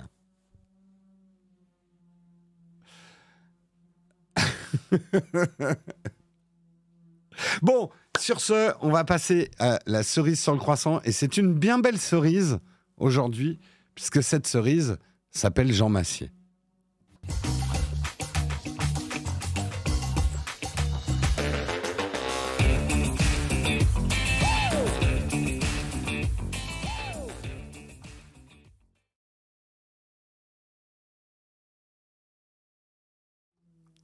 Et oui, cette cerise s'appelle Jean Massier. Jean Massier que, vous savez, hein, sur la chaîne, on apprécie beaucoup. On espère avoir Jean Massier un de ces matins pour faire le mug avec nous. On a le plaisir et l'honneur de connaître Jean Massier, d'avoir souvent discuté avec lui, notamment quand on était à Amsterdam. Alors qu'effectivement, Jean Massier est une beaucoup plus grosse chaîne Twitch que nous. Il a été... il nous a pas fait le coup. Je suis grand streamer et vous êtes des petits. On a beaucoup discuté avec lui. Et il y a un vrai courant amical qui est passé. Alors là, je m'exprime pour moi. Hein. Après, peut-être que nous, ils pensent qu'on n'est que des connards qui obligeons notre chatroom à faire démarrer les trains de la hype. Peut-être.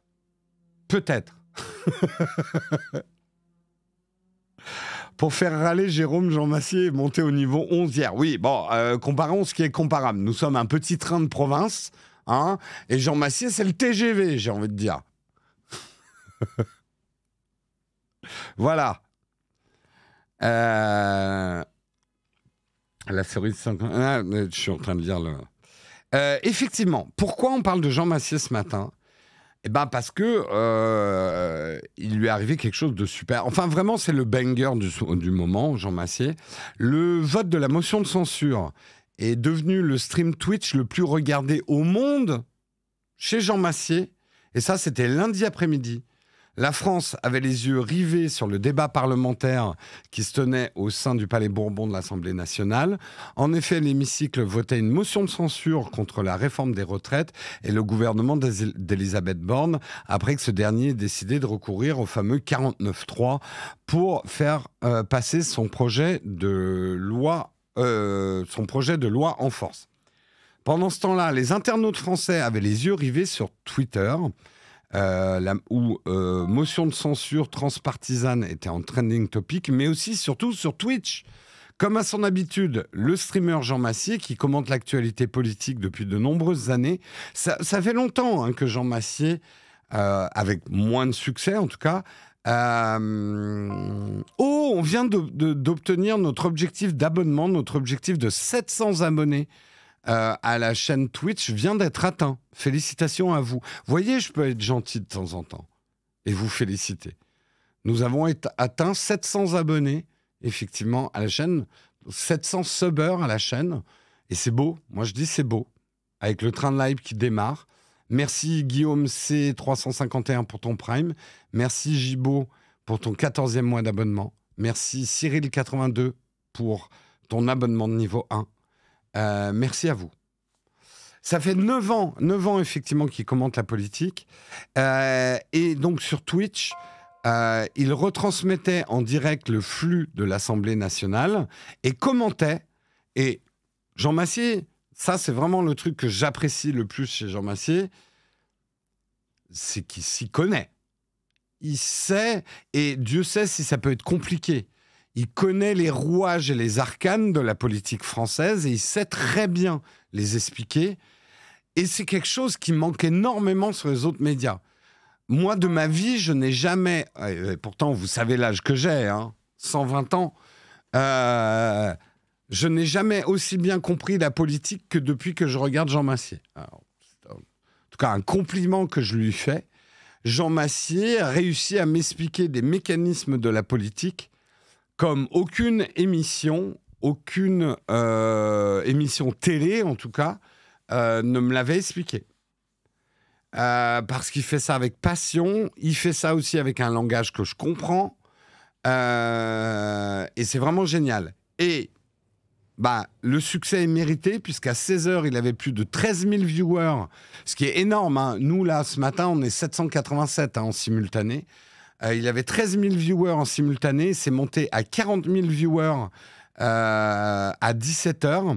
Il a dépassé des streamers espagnols et américains comme Ibai ou Tyler One à cette heure-là, devenant la chaîne de facto, la chaîne Twitch la plus regardée au monde à ce moment T-là. Alors, ce n'est pas le Twitch politique qui a fait le plus d'audience, même en France, parce que je pense que Samuel Etienne, quand il avait invité Hollande, et après, quand il a invité Castex, les audiences, je ne sais plus, je me souviens plus des audiences, mais néanmoins, en tout cas dans la catégorie déchiffrage de la politique française d'un live de l'Assemblée nationale, ça s'est terminé à plus de 80 000 viewers en simultané, ce qui est gigantesque. Hein. 80 000 viewers simultanés, ça veut dire globalement, vous multipliez, pour avoir l'audience, vous multipliez facilement par 3 ou 4, quoi. 91 000 au pic, quoi. Donc Jean Massier, la seule personne, et merde, qui n'a pas perdu sa caméra. C'était l'instant Sony qui vous est offert par les problèmes de refroidissement de Sony. Nous passons à la deuxième caméra, qui est aussi une Sony, mais qui tient mieux la route.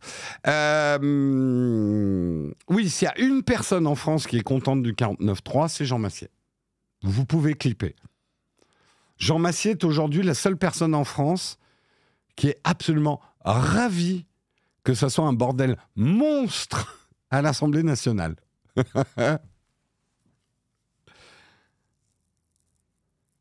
Ouais, les modérateurs, tu fais bien de le dire, Grolb. Une pensée pour les modérateurs de Jean Massier qui ont dû gérer, sans être forcément avertis, prévenus et préparés, à gérer une masse de viewers comme ça, pas simple, surtout sur des sujets politiques. Et nous, on a une équipe de modération absolument exceptionnelle. Et ce n'est pas du tout dévaloriser notre équipe de modération de dire ça, mais je pense que nos modérateurs seront d'accord. Là où nos modérateurs sont la Légion étrangère... Non, merde, je ne m'y connais pas dans les... Je pense que les modérateurs de Jean Massier, c'est des forces spéciales, commandos, hyper haut niveau, quoi. C'est... je pense que modérateur chez Jean Massier, c'est... ça doit être chaud. Ça doit être très très chaud, quand même, hein.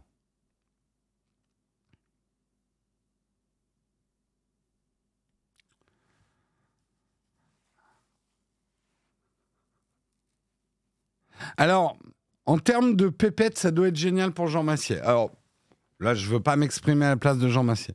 Jean Massier, il fait une émission qui s'appelle Backseat, qui lui coûte quand même très très cher en termes de prod. C'est ce que j'en sais. Jean Massier n'a pas un modèle économique qui lui permet d'acheter des appartements avenue Foch tous les jours. Pour l'instant, il est plutôt sur un modèle, on va dire, patient. N'oubliez pas d'ailleurs, si vous pensez que la mission de Jean Massier, la mission qu'il s'est donnée est utile, n'oubliez pas de le soutenir, ainsi que tous les streamers que vous pensez il est important de soutenir leur action, comme nous. Aujourd'hui, nous, notre yacht à Malte, ce sont que des rumeurs. Vous n'avez aucune preuve. D'abord, vous n'avez aucune preuve. Non, sans rire, n'oubliez pas de soutenir, si vous aimez Backseat, si vous aimez le travail de Jean, n'oubliez pas de le soutenir. Je sais que son modèle économique est compliqué.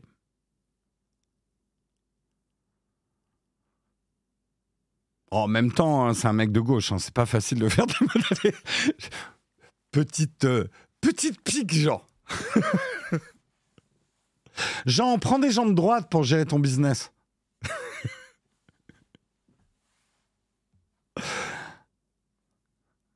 Des photos en maillot de bain, léopard sur un yacht. Fake news, c'est des fakes faites par IA.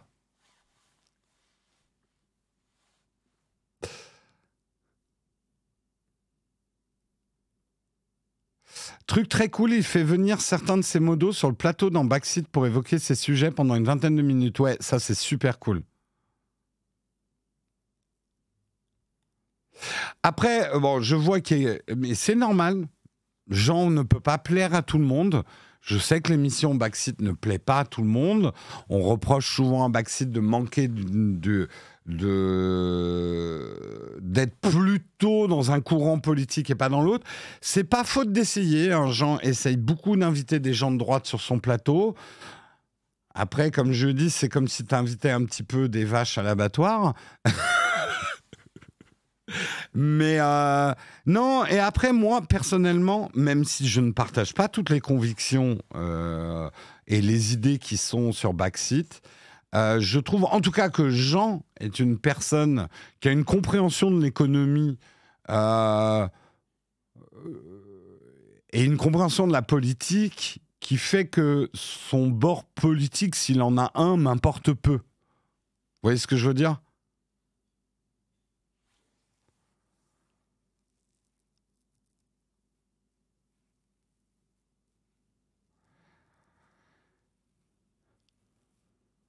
Voilà, moi c'est sûr que quand t'as Usul en face et que t'es de droite, faut un certain courage pour arriver sur le plateau. Hein. Parce que les torpilles d'Usul, ça peut faire mal. Hein. Bah, je suis pas d'accord avec toi, Indicate. Je sais que c'est un reproche qui est beaucoup fait à Backseat. Je trouve déjà qu'il y a un océan entre Usul, que j'aime bien hein, par certains aspects. Je comprends pas toujours ce qu'il dit et je suis généralement pas d'accord avec ce qu'il dit, mais j'aime bien quand même Usul. Mais je trouve qu'il y a un océan entre Usul et ce que dit Jean, par exemple. Et vraiment, Jean essaye vraiment d'avoir des gens plus divers dans son émission. C'est pas facile.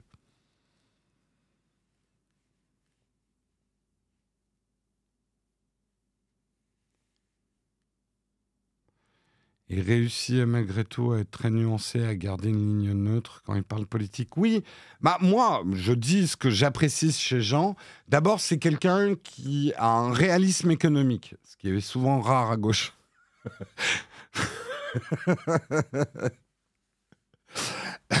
Ouais, j'y vais aussi, hein, moi, de mes petits pics. C'est bon, ça va, je plaisante. C'est quelqu'un qui connaît très très bien le fonctionnement de la politique en France. Donc il est capable d'expliquer les choses et pas tomber non plus dans des discours aveugles, je trouve.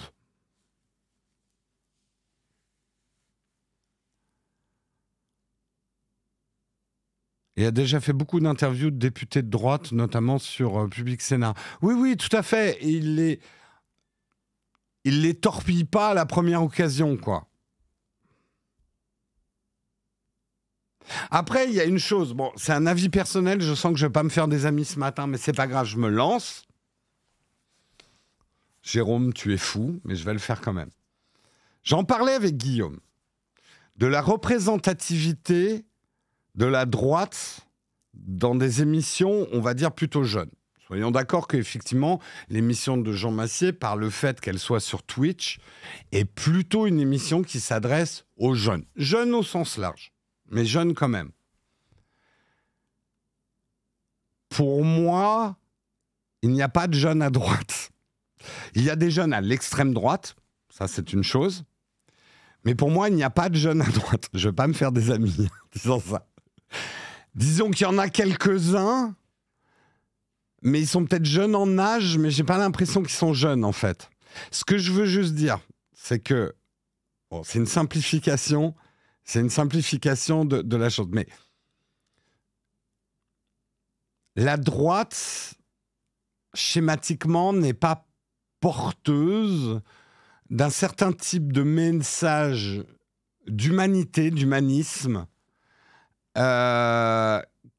qui sont ce qu'on devrait avoir comme pensée quand on est jeune. Enfin, je suis peut-être caricatural, mais je pense que quand on est jeune, il faut croire à un monde meilleur. Après, en avançant en âge, on est un peu émoussé, mais je suis très schématique dans ce que je dis. Je suis très schématique, mais peut-être que certains d'entre vous comprennent ce que je vais dire. Quelque part, la droite est très réaliste et trop réaliste sur certains aspects. Et c'est pour ça que, franchement, alors, c'est mon opinion, mais regardez les jeunesses républicaines. J'ai rien contre vous, messieurs, dames. Je vous connais pas. Mais je vous vois jamais, d'ailleurs. Je vois très peu de courants jeunes dans la droite modérée ou même dans le centrisme. Je vois des jeunes à l'extrême droite, ça c'est une chose. Mais je vois peu de jeunes à droite, en fait. Donc, là où je veux en arriver, c'est pas facile, je pense, pour Jean de trouver des jeunes qui représentent correctement, on va dire, la droite de républicains à centristes, quoi.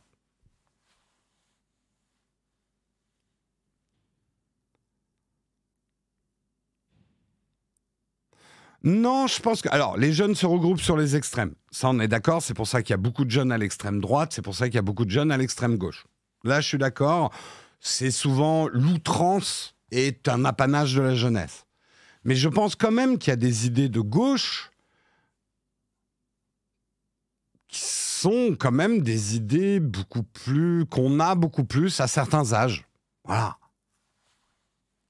Jérôme essaie de parler politique, ça tourne mal. Je m'en fous. J'ai le droit aussi de m'exprimer, même si je le fais mal, même si c'est pas mon boulot. Bon, certains me détesteront, mais c'est pas grave.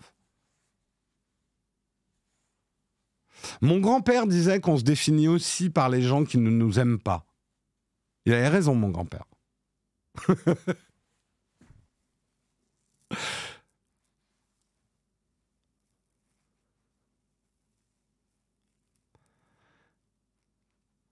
Alors, ok. Chèvre miel, je suis d'accord avec toi. Les écoles de commerce sont une exception à ma théorie.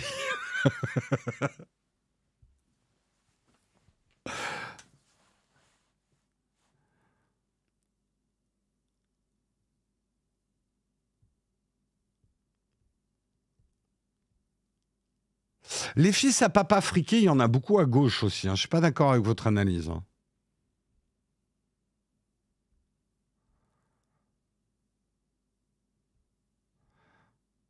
Si tu considères les macronistes comme un parti de droite, alors ils ont un mouvement de jeunes.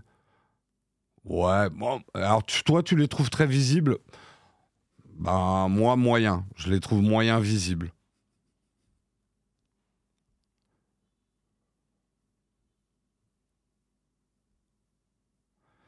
Ah là là, et là, les modérateurs, je suis en train de vous faire un entraînement commando pour aller postuler chez Jean Massier, là, ce matin. Ce matin-là, chez... Et en plus, ceci n'est pas un exercice, je ne vous avais pas averti. Hein.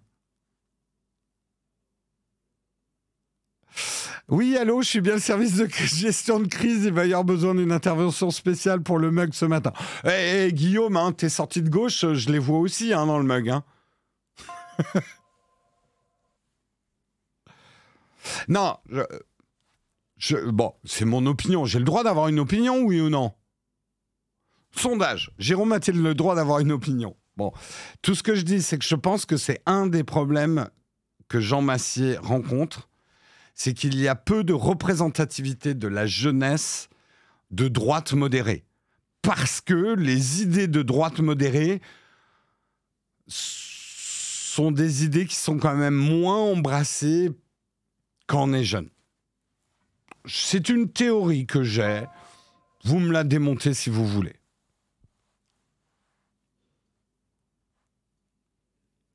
Accusation honteuse, je réfute. 49-3 dans ta gueule. De toute façon, un Nowtech n'a jamais été une démocratie ni une république. Nous sommes une dictature vaguement éclairée par des Philippe-Sioux.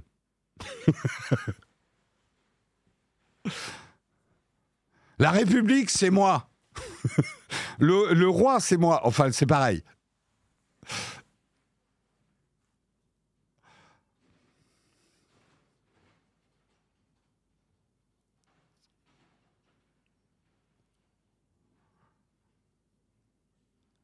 Vive le patrixisme.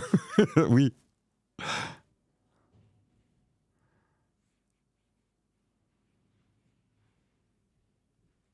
Oui, il y a les grandes phrases. Ne pas être de gauche à 20 ans, c'est triste. L'être toujours à 40, c'est encore plus.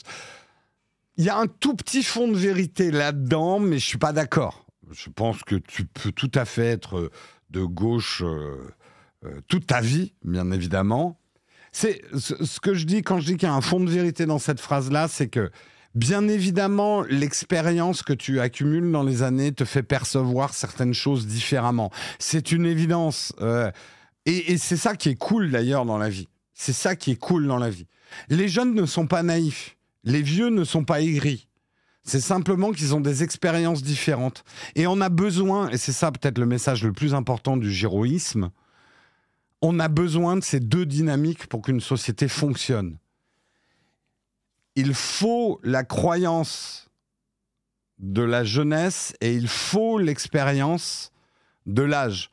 Et c'est la dynamique des deux qui donne quelque chose d'intéressant. Et c'est quand cette dynamique est oubliée qu'on tombe dans les extrêmes, d'un côté comme de l'autre.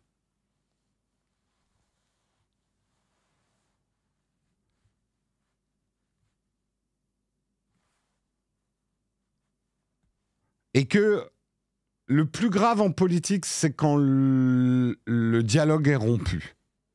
Voilà, c'était un peu mes phrases. Celle d'avant-hier était quand même le mieux. Il faut remonter, j'avais dit quoi? Il faut remonter les fleuves de l'argent tels des saumons remontant le fleuve de la vérité ou un truc comme ça. Celle-là était pas mal. Ça aurait fait un bon t-shirt.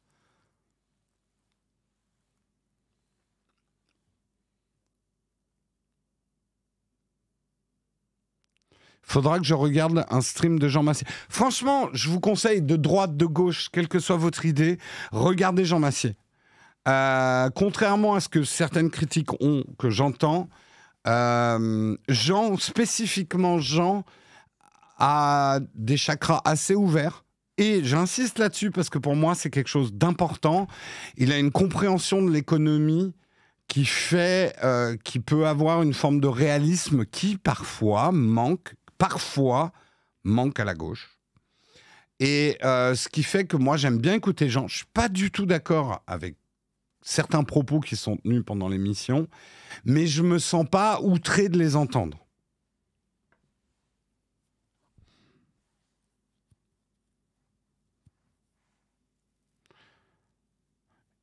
Et j'aime beaucoup regarder Jean Massier. Je me définis plutôt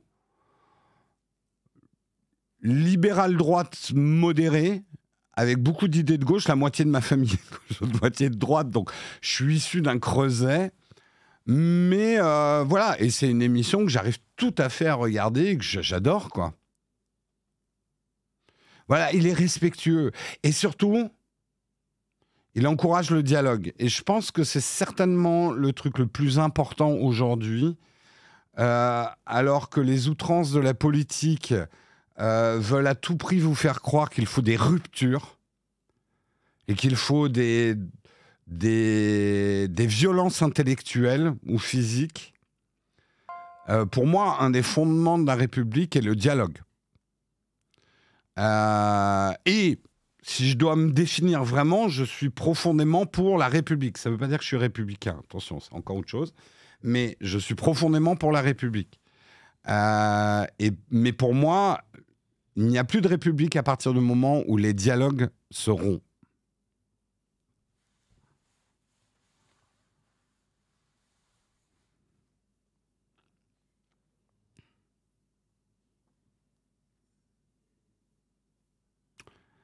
Mais tout à fait, pour moi, un des problèmes du gouvernement actuel, c'est qu'il n'y a plus de dialogue.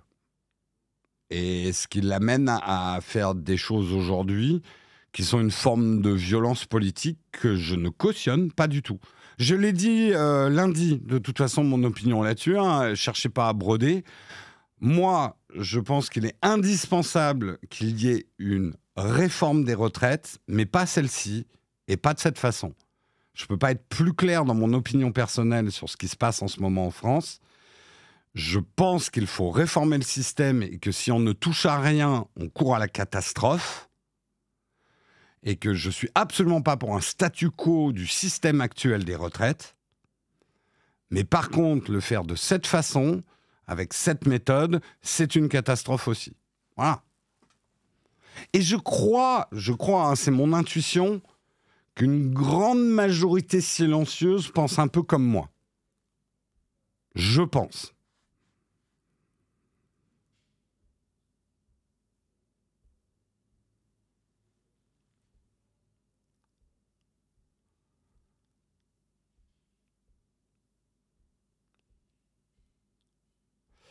Et très honnêtement, les notions d'âge, de départ à la retraite et tout ça, c'est des hochets qu'on agite. Pour moi, le fond du problème n'est absolument pas là. Voilà. Mais comme en politique, il faut exprimer des idées simples et des solutions simples à des problèmes complexes, on invente des hochets pour cristalliser les passions. Et l'âge de la retraite est un hochet qu'on agite.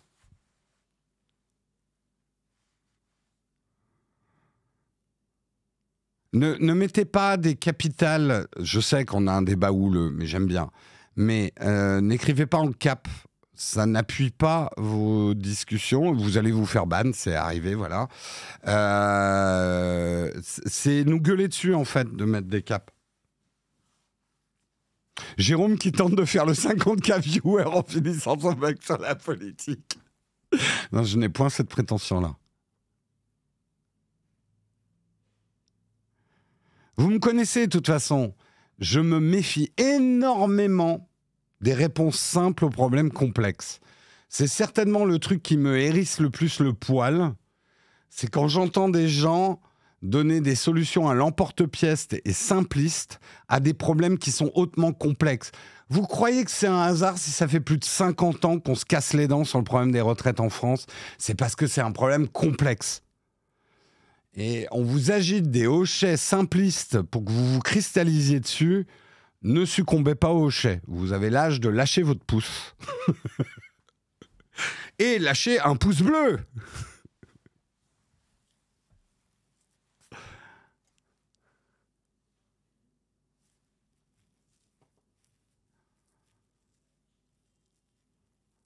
Les extrémismes naissent justement de réponses simples à des problèmes complexes. Et je connais le pouvoir d'attirance d'une réponse simple. Je vais vous donner une analogie pour expliquer ma pensée. Pour ceux d'entre vous qui ont connu une rupture amoureuse. . Une rupture amoureuse, c'est souvent quelque chose de complexe. il y a rarement une raison simple. Bon, ok, si vous avez fricoté avec la voisine, bon, c'est relativement simple. Mais globalement, généralement, dans une rupture amoureuse, c'est complexe. D'abord, c'est rarement complètement simultané, on est d'accord, machin et tout. Si vous avez déjà vécu de vous remettre d'une rupture amoureuse, vous passez toujours par une phase où vous avez besoin, parce que l'esprit humain a besoin de ça, de réponses simples à la complexité de la situation. Et ça vous mène à faire des conneries. Les SMS à 4 heures du matin, demi-bourré, les relations pansements après rupture, toutes ces conneries-là. Parce que vous cherchez des solutions simples à un problème qui est complexe. Les problèmes complexes, ça se résout avec le temps. Et je sais que le temps est une denrée rare à notre époque, alors qu'on invente plein de technologies pour en gagner. Mais il n'y a pas de miracle. Voilà. Et par la diplomatie, par le dialogue avec vous-même, dans le cas d'une rupture amoureuse, et dans le cas politique, ou dans le cas d'une société, par beaucoup de dialogue et de la patience aussi. Ah, c'est une connerie, les SMS à 3 heures du matin. Ouais, surtout bourré. Hein. Surtout bourré. Bah oui, pourquoi t'as fricoté avec la voisine? Hein, pourquoi? Jérôme devient coach en amour après politicien et youtubeur. Jérôme, on le tient plus ce matin. C'est le feu, là. C'est le feu, c'est le feu. Ah oui, oui, oui, j'ai vécu hein, le SMS bourré qu'on regrette toute sa vie après. Oui, oui, j'ai vécu. Ça, je m'en cache pas. Désolé, hein.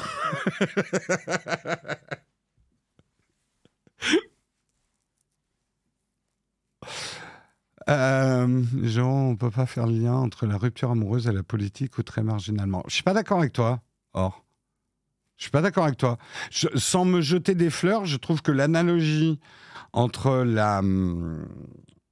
la complexité d'une rupture amoureuse et la complexité des problèmes politiques, ça se tient par certains aspects. Christine, si tu nous regardes, il regrette encore.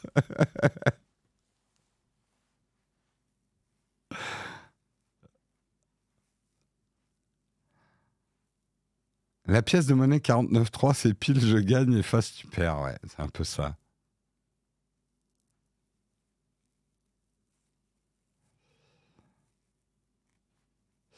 Alors, Lucas qui dit les SMS bourrés, j'adore les recevoir, même négatifs, c'est tout le temps plein de vérité.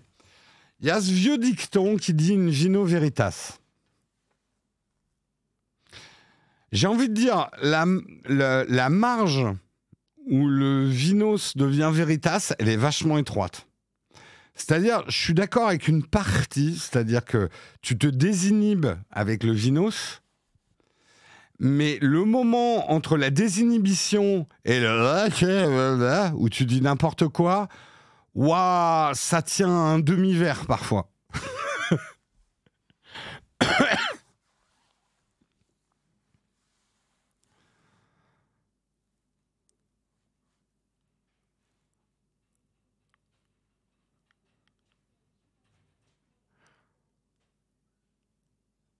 C'est pas très fiable, mais ça permet de crever les abcès. Ouais, mais tu peux aussi dire des trucs. Toute vérité n'est pas bonne à dire. In vino veritas, mais toute veritas n'est pas bonasse à diras. Vous avez vu mon latin? Ça, c'est du putain de latin. Hein.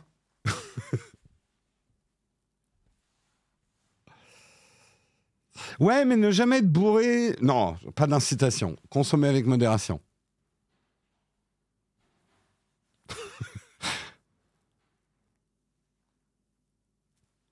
Bon, les amis, il est 9h38. Ça, c'est du latinus. Il est temps qu'on se quitte. Hein. J'ai pas envie de vous quitter. J'aimais bien la petite discussion ce matin. La modération est là. Oh putain, il a fini? Il a fini, là? Oh putain, ça partait dans tous les sens, là. Oh là là là là. Avec modération. Non, boire avec modération, ça veut pas dire de boire avec ses modos. Hein. C'est pas ça, Lucas. Ah tiens, si on parlait du vaccin, juste pour terminer.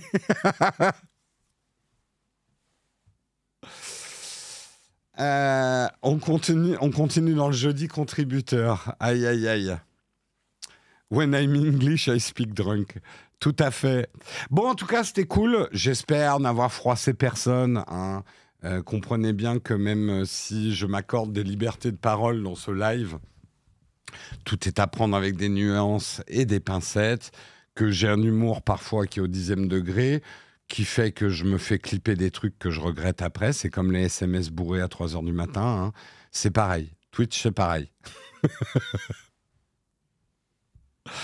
Je suis modo, ouais. Tout le monde veut devenir modo maintenant qu'il croit que, que boire avec modération, ça veut dire boire avec la modération. C'est mon live, mais c'est vous qui regardez. Donc, je vous dois le plus profond et le plus humble des respects. Est-ce que je me regarderais Question philosophique. Est-ce que je regarderais mon propre stream? Bonne question. Est-ce que je deviendrais contributeur à moi-même? À voir. Sur ces conneries, je vous quitte. Demain, vous retrouvez Guillaume dans le mug. Je reviens vendredi. Qu'est-ce que j'ai d'autre à vous dire? N'oubliez pas que nous serons au Battle for... Battle for, si vous voulez le programme. Hein, ça sera un stream caritatif. Merde, j'ai plus les dates. Je crois que c'est 23, 24. Bon, c'est en avril. Caritatif pour handicap international, entre autres. Qu'est-ce que j'ai d'autre à vous dire? Bah, bisous à Jean Massier, tous ceux qui l'aiment bien. Allez découvrir Jean Massier, vraiment. Vraiment, ça vaut le coup. J'en ai parlé ce matin avec amitié, mais également avec beaucoup d'intérêt. Sur ce, on va raider quelqu'un. Qui qu'on va raider? Tiens, PV Nova, ça fait longtemps qu'on n'avait pas écouté de la musique en fin d'émission. En tout cas, ou en début d'émission pour PV Nova Musique. Donc, un petit raid chez lui. Je vous fais des gros bisous. Jean Massier sera en live cet après-midi. On nous confirme, Grolb nous le dit dans le chat. Donc, profitez-en pour le découvrir, effectivement, vu que le président de la République, M. Macron, s'exprimera cet après-midi. Bon courage à tous. Hein, je vous souhaite une excellente journée. Ciao, ciao.